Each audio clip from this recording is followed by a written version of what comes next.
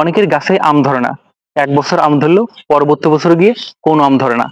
এই সমস্যার সমাধানের জন্য আমি আপনাদের সাথে 3টি মেকানিজম শেয়ার করব, যার মাধ্যমে আপনি আপনার সমস্যার সমাধান করতে পারবেন। আপনারা দেখতে পাচ্ছেন এখানে গাছে প্রচুর আম ধরে আছে। এই আমগুলো কিছুদিন পর আপনারা হারভেস্ট করবেন, কিন্তু আপনারা হারভেস্ট করার সময় কি করেন? শুধু গাছ থেকে আমটা ছিঁড়ে নেন। এখানে আপনারা যে এই জিনিসটা দেখতে পাচ্ছেন, এটাকে বলা হয় ইনফ্লোরেসেন্স। এটা গাছেই থেকে যায়, এটা অনেক সময় নিয়ে পচবে, তারপর এটা গাছ থেকে আলাদা হবে। এটা যখন গাছ থেকে পড়ে যাবে, তখন এখান থেকে নতুন একটি কুশি বের হবে।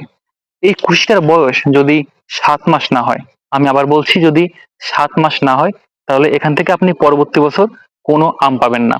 তাই আমরা আম হারভেস্ট করার সময় যদি আমের সাথে সাথে এই ইনফ্লুয়েন্সটাও ভেঙে দেই, তাহলে এখান থেকে যে কুশিটা বের হবে, এটা খুব দ্রুত বৃদ্ধি পাবে এবং এর বয়স 7 মাসের বেশি হবে, এবং এখান থেকে আমরা পরবর্তী বছর অনেক আম পাবো।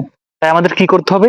আমরা যখন আমটা হারভেস্ট করব, তখন এখান থেকে হাত দিয়ে ইনফ্লুয়েন্সটা ভেঙে দেব। এটা আমার প্রথম মেকানিজম। এরপর আমরা আসি দ্বিতীয় মেকানিজমে। আমরা এখান থেকে যে ইনফ্লুয়েন্সটা ভেঙে দিলাম, এটা ভেঙে দেওয়ার পরে এখান থেকে 1 ফিট দূরে, অর্থাৎ 20 থেকে 30 সেন্টিমিটার দূর থেকে যদি আমরা ডালটা কেটে দেই, এখান থেকে আমার পরবর্তী বছর 4টা ডাল, অর্থাৎ 4টা ফ্লাশিং বের হবে। এই 4টা ফ্লাশিং এর ভিতর 3টা ফ্লাশিং এ অবশ্যই মুকুল আসবে, এবং এখান থেকে আপনি প্রচুর পরিমাণে আম পাবেন। এইটা সবচেয়ে ইফেক্টিভ মেথড, অর্থাৎ 2 নম্বর মেকানিজমটি সবচেয়ে ইফেক্টিভ। আপনারা যারা বাণিজ্যিকভাবে আম চাষ করবেন, তারা এটা অনুসরণ করতে পারেন। এবার আমরা আসি 3 নম্বর মেকানিজমে। আমরা গাছের মরা ডালপালা সব পরিষ্কার করার পর এখানে আমরা 3টা কেমিক্যাল ইউজ করব। একটি কীটনাশক, একটি ছত্রাকনাশক এবং একটি মাকড়নাশক। এই 3টি কেমিক্যাল পানির সাথে ভালো করে মিশিয়ে পুরো গাছটায় ভিজিয়ে দেব।